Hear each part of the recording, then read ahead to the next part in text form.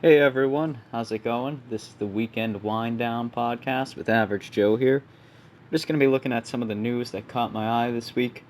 There's a couple of exciting things out there, and then I'm just going to be looking for random stuff after we go through the 4 or 5 articles that I already pulled.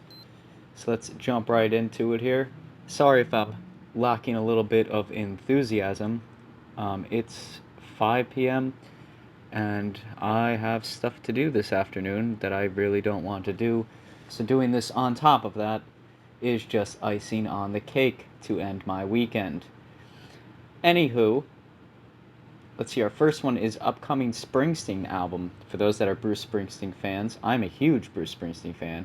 It looks like he's making a new album.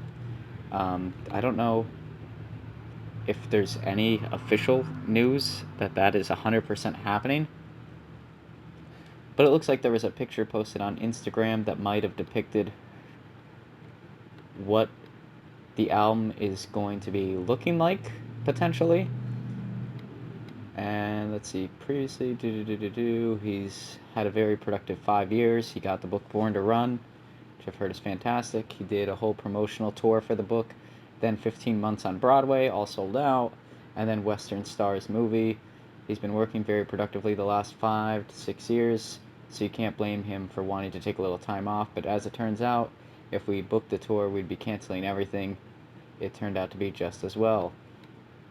Okay, that's apparently a quote from him.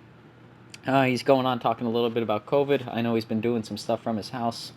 All of it's been pretty good, and honestly, if you can't find one of the 5 dozen tours that Bruce Springsteen has done posted on YouTube or somewhere, you have not looked for more than 5 minutes because a lot of them are on there. And yeah, I've never had a problem watching it. But like I said, it doesn't seem like there's any confirmation that 100% there's an album coming out, but I believe that there is. If anybody has any other information, they could drop it in the comments section because I only did 5 minutes of research for this podcast. Jumping to the next one here. This is kind of a twofer that I've been thinking about lately. Is Miley Cyrus roast Joe Rogan podcast over Drag Race Jibe?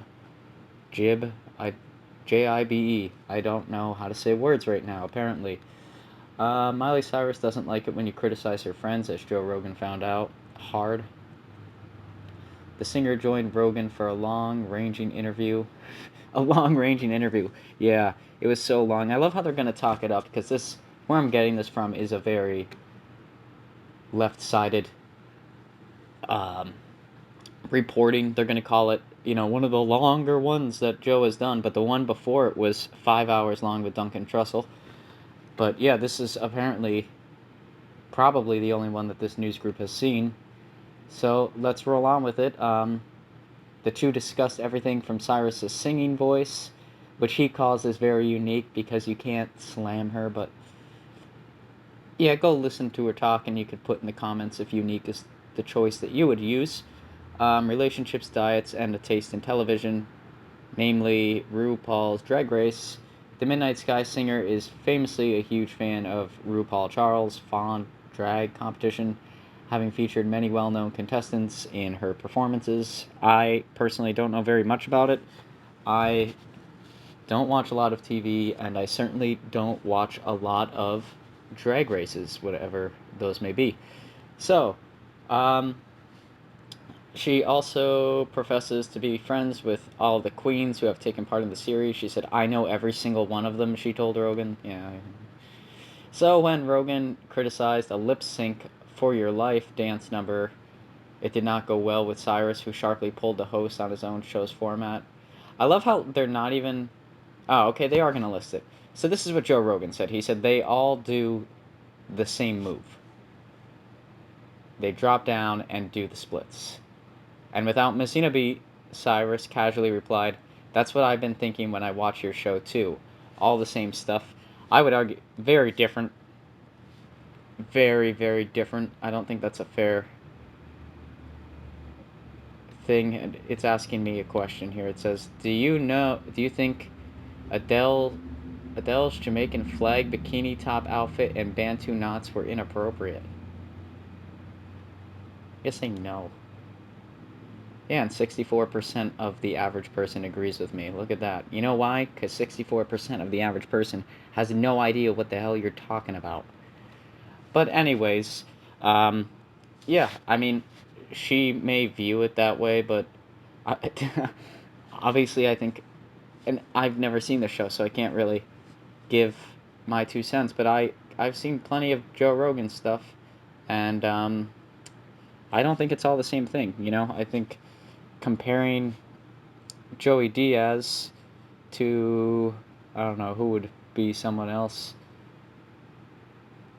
that was on there. A lot of people on there, but I'm trying to think, because I was going to say like Ari Shafir or one of those guys, but that really is, they kind of do possess a lot of the same stuff, but if you compare it to like one of like the more straight edge people that's been on the show, then yeah, it becomes a completely different podcast because there's different things that they're going to talk about. I mean, there's always like the Joe Rogan classics that he's going to hit upon, you know, talking about things from apes to weightlifting to be masculine and DMT. Like those tend to be his big subject areas that he talks about when his friends are on, especially when he knows said friends are into similar topics. But then when he gets into like people who go and speak politically, it tends to be more pitched to that. So there's a lot of preparation and stuff like that. So I don't think saying that's what I think when I'm watching your show too, all the same stuff. I think that's she's watched 4 episodes, but that's just me. Here's another one. Sad news, depending on how you're viewing it. It actually is kind of terrible, but it's asking me to subscribe. No, get over yourself. Adult film star Ron Jeremy charged with 4 counts of sexual assault. So, old big boy Ron Jeremiah looks like he's in trouble here. One of the most iconic figures in the adult entertainment industry was charged Tuesday with sexual assaulting 4 women in West Hollywood, where they said he prowled the Sunset Strip looking for vulnerable victims. His legal name is Ronald Jeremy Howitt. He was charged for forcible rape, forcible oral copulation, sexual battery. Oh man, those are pretty bad. 67, he attacked a 25-year-old woman at West Hollywood home in 2014. Man, see, when I opened this, I thought it was going to be like in the 80s, but now the charges, yeah, that's no good for Ron Jeremy. They were crimes of opportunity.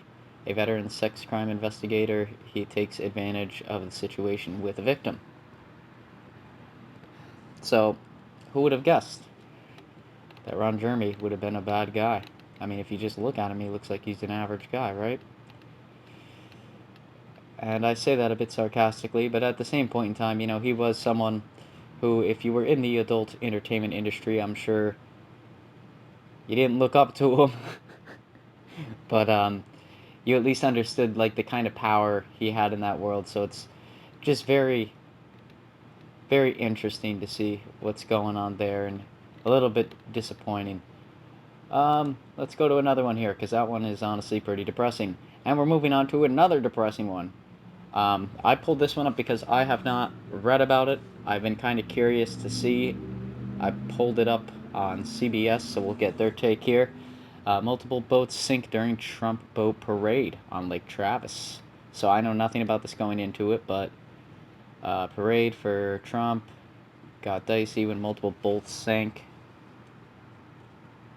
It says no one was injured. Around 2:50 p.m., confirmed a tweet that they had responded to multiple calls made about the boats being in distress at the parade. They also confirmed that several of the boats sank on the lake. I believe they meant to say in the lake. CBS, please have somebody reread your stuff. Several boats did sink. A great tweet, man. As of Saturday night, they were still sorting out just how many boats went under. A spokesman explains it's unclear how many calls came in, how many boats sank, how many were towed, and how many people needed rescuing, largely because of others on the lake stepped up to help before some first responders were able to get there. Well, at least, you know, people were willing to help. At least there was a sense of community at one of these things. That's always good to see. Um, It says supporters of the president flocked to Central Texas, wanting to take part in the weekend's boat parade. Unlike Travis, whether they were getting in the water or not. Some guys saying, I don't have a boat, so I wanted to watch the parade and do the best to sport. Yeah. Um, Concerns about COVID in her mind. Some lady, she says, I'm a school teacher and I think our kids belong back in school. I think COVID has been overrated. I don't know if overrated was the word that you really wanted to use there, fine lady, but okay. I know people have lost loved ones. Yeah, which then, why did you use the word overrated? Oh, it's so overrated, this whole COVID-19 thing. But if we, but if we look at the not underlying issues, causes, it's not that huge. What the hell? But if we look at the not underlying issues, causes, it's not that huge. And just to give my 2 cents here, not underlying issues, they have all as one word with 2 hyphens. I don't know who this Bethel is, but she's a school teacher, hopefully not for English. Either that or maybe she had 1 or 2 margaritas, but who knows? Her beers. Boats with Trump flags jetted across the lake for most of the day Saturday, but the wake became too much for some people. Photos show rough water slamming into the boats. Oh my god, yeah. That is, I don't know if I'd call that rough water. I would call that like Judgment Day. According to the photographer, that particular boat did not go under. However, others did. We see a photo here of a boat that looks like it's about 70-80% under. There's a guy shirtless. Looks like he's about 40 on the boat. And some other people swimming to the rescue boat. In the middle of this COVID thing, ... This is a safe, effective way that we can socially distance. We can be in groups of 10 or less. I don't know if that's if 10. I guess it was technically outdoors, so I guess 10 or less is an okay number, but still I don't think, like, yeah, not my thing. Let's see, this person says here, I think that this is the silent majority, and I think that this is safe, fun way that we can speak, communicate, and stand up for what we believe in, this woman said here. Yeah, I don't think the whole... Oh man, there was a body recovered too. San Antonio woman, Jesus. I don't know. I don't think it was a good idea, but hey, people are gonna be people, right? They're just gonna do what they want to do. Let's look at what else we got here. I pulled up this one. I just found this here. Asteroid news. NASA gearing up for a 37 meteor space rocks near-Earth approach this week. And this was published today, September 6th. So it looks like on September 8th, an asteroid known as 2020 PT4 will shoot by the Earth and the Moon in what NASA is describing as a near-Earth approach. This could be it, folks. Everybody buckle up. The asteroid is a 36-meter long space rock. What else would it be other than a space rock? Can an asteroid be something other than a space rock? What are these? It's making it almost twice as long as an 18-wheeler truck. Well, no. Yeah, obviously. But yeah, can an asteroid be anything else than a space rock? Like, I don't know why the asteroid is a 36-meter long space rock. Like, if it was a space shark, maybe that would be worth saying the word asteroid twice. But I think you could have said the asteroid is 36 meters long, and that could have been the end of your sentence. Got some pictures. NASA has said the asteroid is traveling at a whopping 12.6 kilometers per second, or around 45,360 kilometers per hour. and it could be kilometers. I don't know how to read, folks, and that's what you're getting. At that speed, you can check out the article for yourself. It's on express.co.uk/news/science/133. I'm not even going to attempt to do this, but it's on the Express Co. UK News. That sounds really reputable to me. But at that speed, it could travel to the UK from New York more than 8 times in a single hour. Yeah, if it doesn't have to abide by traffic, I guess. But the space rock will pass 4.9 times the distance between Earth and the Moon, or 1,883,153, once again, kilometers. Kilometers. It could be kilometers or kilometers. I don't know the difference. Nonetheless, NASA has described it as a near-Earth object, an NEO, meaning it is the perfect opportunity to study the solar system. How? Is that what they're going to end on? No, okay, thank God. Even if the asteroid were to hit Earth, yeah, even if it did hit us, no big deal. Which NASA says it will not. Would they really tell you if it was gonna? It's kind of like the whole alien thing. Like, if they saw them, are they really gonna say, "Hey, yeah, by the way, there are these aliens that have been visiting for a while, and we don't know what they really want to do, and we just want to let you know"? Like, would NASA come out and be like, "Hey, big news, everybody! Asteroid gonna be hitting the Earth. Drop mic. See you next week. Hopefully, LOL out." Like, there's no way that. Like, or would you rather be the guy from NASA who's gonna go up there and say, like, looking at the numbers, it probably shouldn't hit us, and yeah, it's not gonna. It's not gonna hit us. Nobody worry about it. But anyways, they say it would not be a life-threatening event if it were to hit at 36 meters long.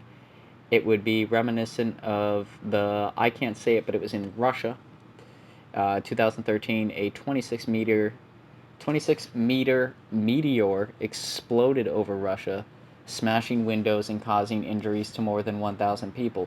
What great news from NASA. So even if it does hit us, it's not going to be life-threatening unless you're apparently in a small majority where you could be one of 1,000 people that could potentially die. But it says, however, the close approach does reiterate the need for watchful eyes on the sky. That does point out a good point. For all the 2 people that will probably end up watching this, keep your eyes on the sky on the 8th, and I guess strap up and hope that it doesn't hit the Earth. Moving on to the next one here. We got a creek fire. That's a dumb way to word this because I saw what it was about. This is from the BBC News, US and Canada. It shows helicopters rescue dozens of trapped California campers. This is from 7 hours ago. I hope it really goes over why, in the midst of all these fires going on in California, people decided that a camping trip out in the middle of the woods would be a grand idea. But I have some sort of incline that it's not going to mention that. But let's take a look at the article nonetheless. We got helicopters have rescued dozens of people trapped in the wildfire set 36,000 acres alight and cut off popular reservoir in California. Oh boy. More than 150 campers were rescued from the site, media says. At least a dozen were hurt, some with serious burns. Yeah, that's a fire for you. The creek fire began on Friday in the Sierra National Forest, cutting off Pool Reservoir 40 miles. Yeah, it's just saying what like a lot of people already know. It's like there's a huge fire there, and you decided to go camping. Like, why would you do that? I don't get it. Like, why would you go camping? Because once you're doing that, I think if you go camping in a place like that, you should have to sign something that says, like, if I spontaneously combust out there, no one should have to come out and save me because I decided to go camping in the middle of a forest fire. It's kind of like those people that, like, when you get serious flooding in an area or like a tsunami and they decide to go out like and face the tsunami on a surfboard. Like, if you're one of those people, you should have to sign something that's like, yeah, no one should be liable to save me because I'm dumb. Like, I'm just gonna do the worst thing that I could possibly do here and take a gamble. You know? Like, if you stay in your house during a major flood and then 2 days in, like, the water's going past your windows and you have to stay in the second floor of your house and you need to be rescued, I don't think people should have to come and save you. Because that's dangerous to them. And you were the guy who was just like, I'm not leaving my house. It's not going to be that bad. It's always that bad. I've never seen it not be that bad. Like, of course, if your neighbor's telling you, like, hey, man, it's going to get really bad, you got to leave, then yeah, maybe you could stay. But, like, once they start driving through town with the cop siren going off and they're like, everyone get out of your house now, that is the time to leave your house. Right? Like, they're not just kidding around. So if you stay, yeah, I think they should have like a second car that follows that car and is like, come get these forms if you're an idiot. Come get the forms if you're an idiot. And then you have to sign that form real quick. And once you sign that form, they give it to the people. Once you call the police a few days later and you're like, I can't leave my house, I'm gonna die. They say, well, you know, John, you signed the form here 4 days ago that said that you're gonna stay in the house regardless of what's going on. So we're not risking our lives over you. Be a man, John. Leave next time. I think that's how the call should go. Oh, man, what a great outlook on life I have. Let's try and find another article here. Let's look at articles for me, especially for Average Joe. Oh, man. It doesn't look like there's anything really all that interesting. If things don't improve, they just can't continue, Southwest Airlines is saying. I agree with them. You know what, they should be able to just put like a freeze on it. Like, just shut down the company for a little. Keep all the assets. When things get back that, like, people are taking planes again, jack up the prices. That's all you gotta do. Sure, a couple people don't have a job for a while, but I think they were just trying to sign in a bill. It says that, like, if you can't pay your rent, it's not gonna be held against you. It's just gonna... Well, it is, but not immediately. So, yeah, put those people on hold. Tell them to wait it out 2 years. Everything will come back. Maps show how 2020 could come down to one electoral vote. I believe that. But, yeah. We got some Star Wars stuff.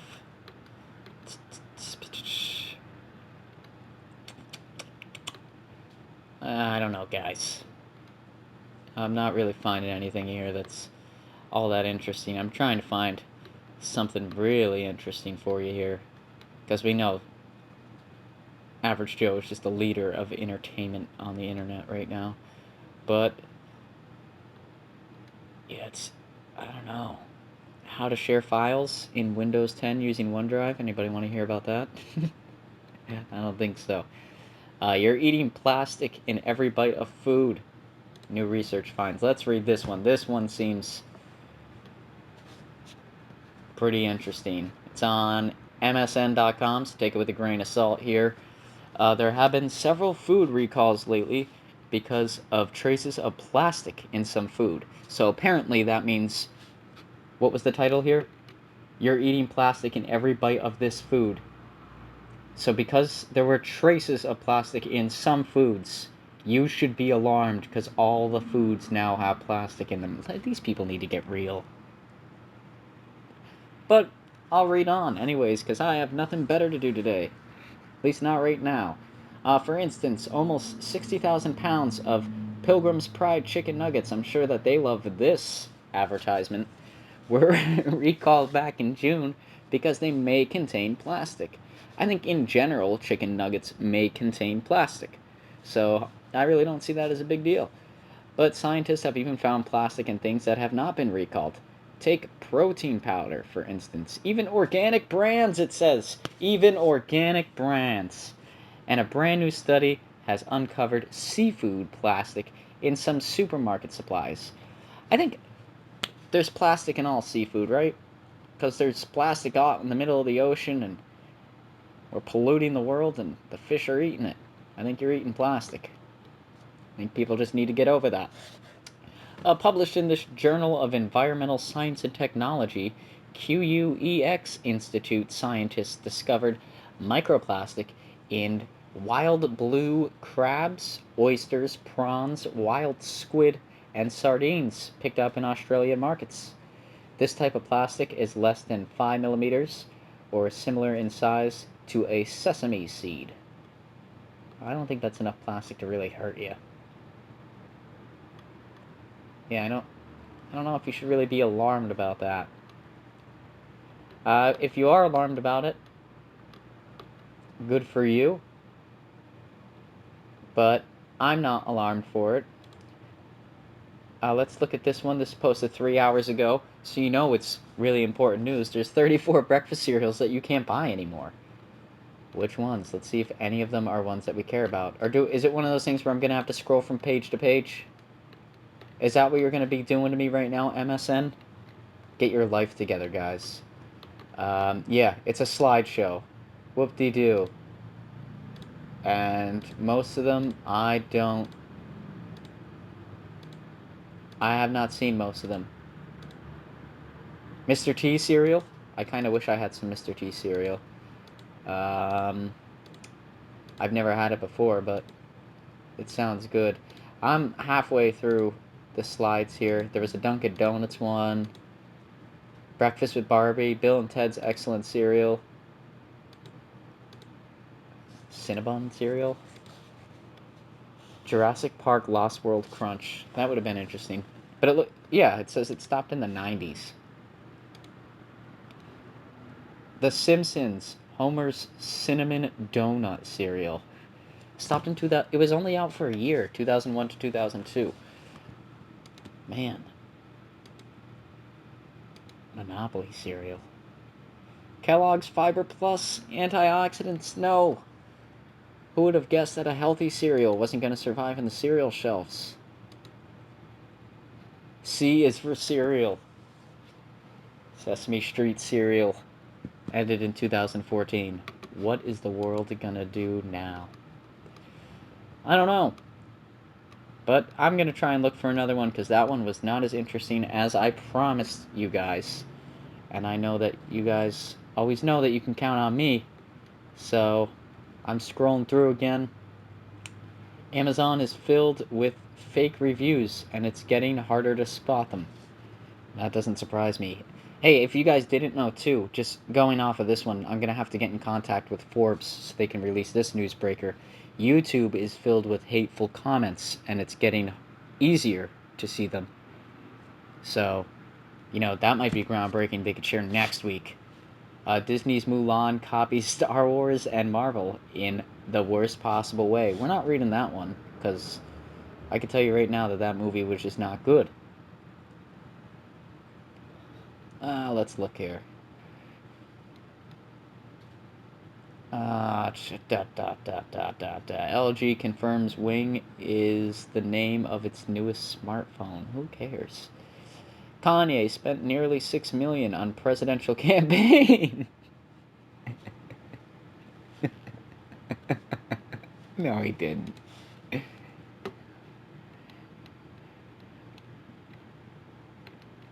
And it's several Trump ties. Kanye's campaign has spent millions trying to get his name on the ballots from a bunch of states, and most of the loot has gone to companies specializing in just that. Yet, campaign filed its first financial report Friday with the FEC. Oh my god! So this is real. If you tally up his disbursements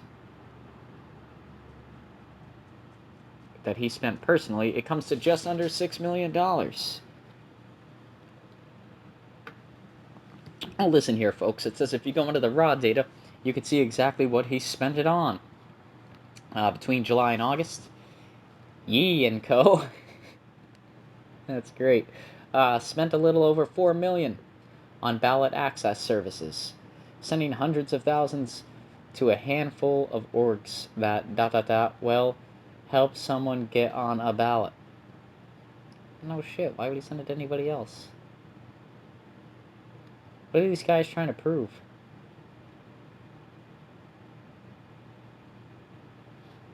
This is dumb. All news is dumb.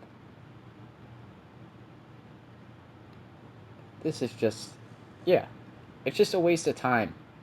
If you're reading the news like me on a Sunday morning, Sunday afternoon here, and you don't have anything better to do, just go outside for a walk and eat a hamburger. Because everything else is just dumb.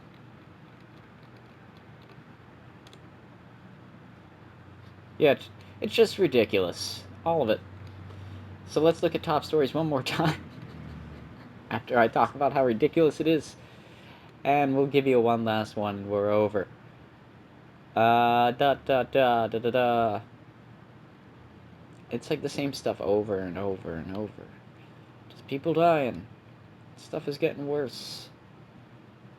Turkey begins military exercises in northern Cyprus. Got some tanks rolling through the streets. As tensions run high, the Turkish military begins exercises called Mediterranean Storm. That sounds like friendly. With the Turkish Cryptot Security Command. Yeah. And of course, yeah, it says here, with the Turkish Cryptot Security Command, Vice President Fuat Oktay said on Twitter, why? Why does everybody have to go to Twitter to report what's going on in their country anymore? Why can't we just have a press release every once in a blue moon, and then you don't see the guy for 6 months? And then when he comes back, he's like, hey, we've been doing this. And everybody's like, we're not cool with that. And he's like, I know.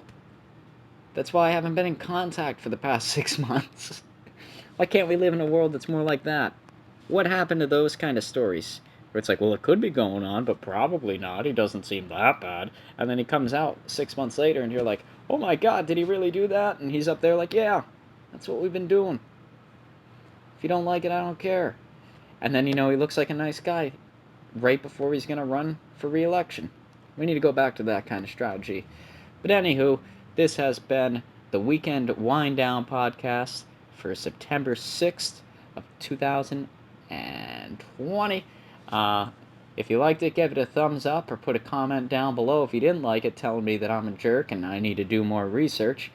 And I'll probably just ignore your comment anyways. So I hope everybody has a pretty successful week out there and is now that they got the wind down in, they got to take in the whole week as a whole, just the important pieces. They can go out there and have a terrific week. Alrighty, see you later, guys.